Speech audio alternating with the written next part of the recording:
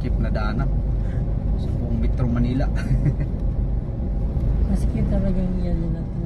Ang mahirap lang naman ito pag nagkasunog, no? Kasi yung mga ano yan na fire truck, mahirap pumasok dito sa ganito kaliit. Kailangan mga husda na dito. Kahit yung fire truck hindi magkakasya dito eh. Kailangan dito talaga. Yung ano talaga, mahaba, no? Grabe talaga itong daan na to.